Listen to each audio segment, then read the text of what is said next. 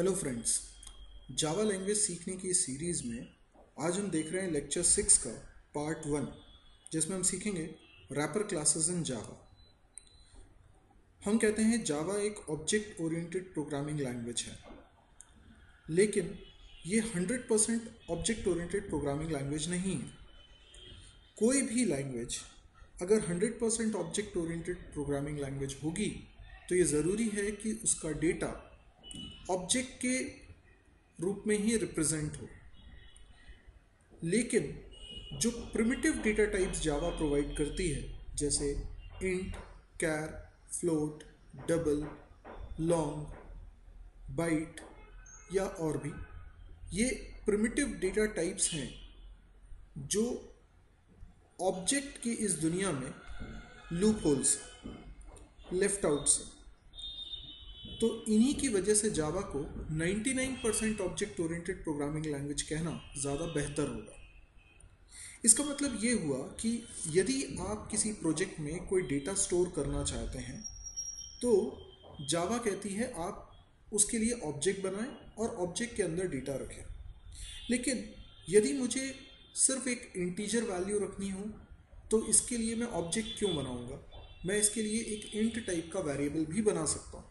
हाँ, मुझे अगर स्टूडेंट का डेटा रखना है, मुझे एम्प्लॉय की इन्फॉर्मेशन रखनी है, मुझे कस्टमर की इन्फॉर्मेशन रखनी है, तो डेफिनेटली मैं एक ऑब्जेक्ट बनाना प्रेफर करूँगा जिसके अंदर मैं उस एंटिटी से रिलेटेड सारी इन्फॉर्मेशन रख सकूँ। लेकिन एक सिंगल वैल्यू को रखने के लिए मैं ऑब्जेक्ट बनाने से बेहतर प्रिमिटिव टाइप का वेरिएबल बनाना चाहूँगा। तो जावा के अंदर प्रिमिटिव टाइप की फैसिलिटी इसीलिए है। लेकिन जावा ये कहती है यदि एज अ प्रोग्रामर आप चाहते हैं कि 100% ऑब्जेक्ट ओरिएंटेड वे में आप प्रोग्रामिंग कर सकें, तो जावा आपको इन प्रिमिटिव टाइप्स के करस्पॉन्डिंग क्लासेस भी प्रोवाइड करते हैं और इन्हीं क्लासेस को हम कहते हैं रैपर क्लासेस। तो जावा दोनों तरह की फैसिलिटी दे रही है। अगर आपको एक सिंगल इंटीजर वैल्यू रखनी है तो या तो आप इंट टाइप का वेरिएबल बना लीजिए, या फिर एक रैपर क्लास है जिसका ऑब्जेक्ट बनाकर आप उसमें सिंगल वैल्यू रख सकते हैं। रैपर क्लासेस बेसिकली वो सारी क्लासेस हैं जो प्रिमिटिव टाइप की करस्पॉन्डिंग जावा ने प्रोवाइड करी है। जैसे हम किसी क्लास को बनाते हैं और उसके अंदर कई सारे मेंबर वेरिएबल्स होते हैं और इस तरीके से हम इनकैप्सुलेट कर लेते हैं एंटिटी की इंफॉर्मेशन। यहाँ पर रैपर क्लासेस के अंदर एक सिंगल वैल्यू स्टोर करने के लिए ही वेरिएबल होगा। तो जैसे इंट एक डेटा टाइप है, प्रिमिटिव टाइप है, इसके करस्पॉन्डिंग रैपर क्लास का नाम है इंटीजर। ऐसे ही फ्लोट एक डेटा टाइप है जिसके करस्पॉन्डिंग रैपर क्लास का नाम है फ्लोट। तो रैपर किसी क्लास का नाम नहीं है, रैपर क्लासेस ये ग्रुप ऑफ क्लासेस है। कौन कौन सी क्लासेस हैं ये? तो हर एक डेटा टाइप के लिए, हर एक प्रिमिटिव डेटा टाइप के लिए एक रैपर क्लास मौजूद है। जैसा कि आप स्क्रीन पे देख पा रहे हैं, क्लासेस के नाम के स्टार्टिंग लेटर हमेशा कैपिटल होते हैं। ये कोई कंपलसरी रूल नहीं है, लेकिन ये एक एडिकेट्स हैं जो हर एक प्रोग्रामर, प्रोफेशनल प्रोग्रामर फॉलो करता है। तो इसी तरीके से जावा ने जितनी भी रैपर क्लासेस बनाई उन सब के पहले लेटर कैपिटल हैं, जिससे आप इजीली डिफरेंशिएट कर सकते हैं प्रिमिटिव डेटा टाइप में और इन रैपर क्लासेस में। आप यहाँ ध्यान दीजिए, जो डेटा टाइप का नाम है वही नाम हम रैपर क्लास का रख रहे हैं। दो जगह थोड़ा सा आपको ध्यान रखने की ज़रूरत है। यदि आप कैर डेटा टाइप के करस्पॉन्डिंग क्लास पूछेंगे तो कैरेक्टर है, इंट के करस्पॉन्डिंग पूछेंगे तो इंटीजर है। इन रैपर क्लासेस में कुछ फंक्शंस भी हैं जो बड़े यूज़फुल हैं। मैं सभी फंक्शंस की तो नहीं, लेकिन 3 बड़े इंपॉर्टेंट फंक्शंस की बात करूँगा।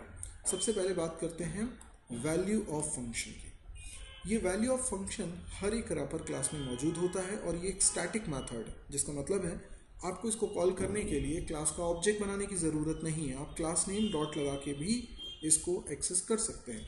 यदि स्टैटिक से रिलेटेड आपको कोई प्रॉब्लम है तो आप इससे पिछला वाला वीडियो ज़रूर देखिए, जिसमें हमने लेक्चर 5 में स्टैटिक के बारे में पढ़ा था।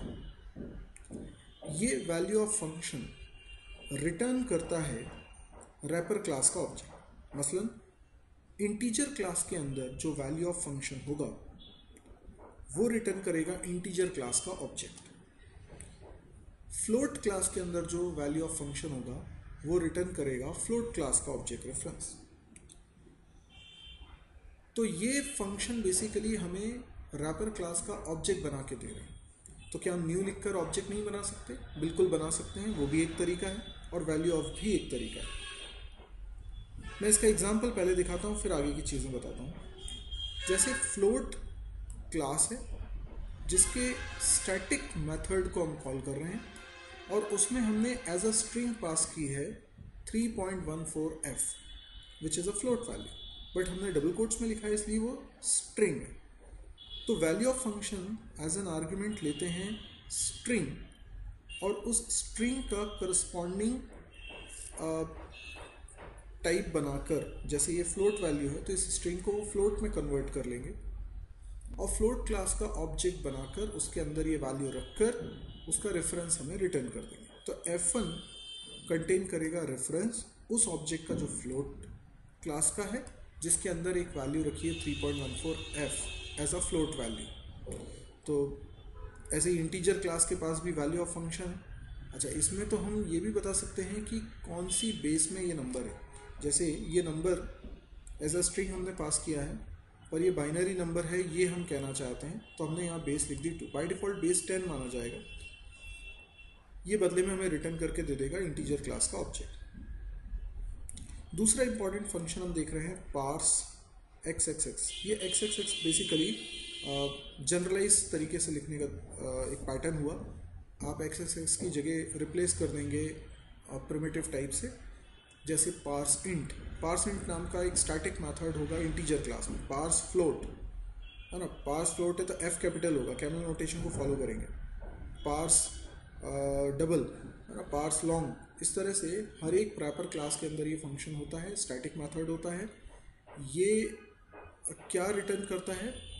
प्रिमिटिव टाइप की वैल्यू। यानी इंटीजर क्लास के अंदर अगर पार्स इंट नाम का फंक्शन है तो वो रिटर्न करेगा इंट टाइप की वैल्यू। ये बहुत ही यूज़फुल फंक्शन है क्योंकि इसमें एज एन आर्ग्यूमेंट हम लेते हैं स्ट्रिंग। देखिए, जैसे अगर कोई स्ट्रिंग में नंबर है 123, अब मुझे इसे इंटीजर में कन्वर्ट करना है।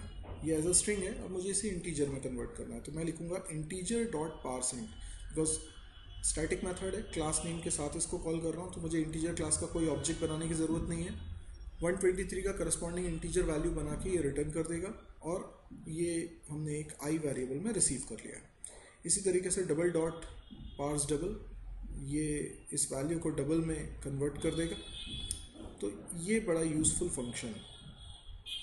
तीसरा फंक्शन है XXX वैल्यू।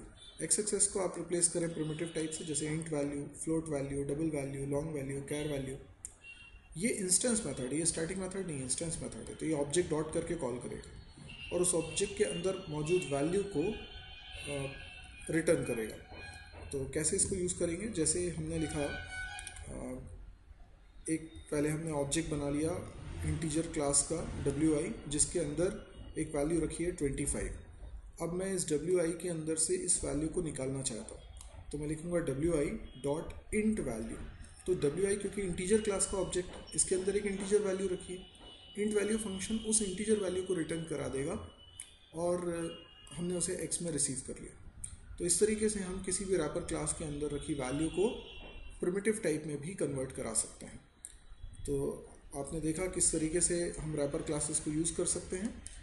यदि आपको ये वीडियो पसंद आया हो तो आप इसे लाइक करें, आप अपने कमेंट्स दे सकते हैं, कुछ डाउट्स हैं तो वो भी आप पूछ सकते हैं। यदि आपको बहुत अच्छा लगा हो वीडियो तो आप अपने दोस्तों के साथ शेयर भी करें, और यदि आप चाहते हैं कि इस तरह के और भी वीडियोस की अपडेट्स आपको मिलती रहे तो आप इस चैनल को सब्सक्राइब भी करें। Thank you.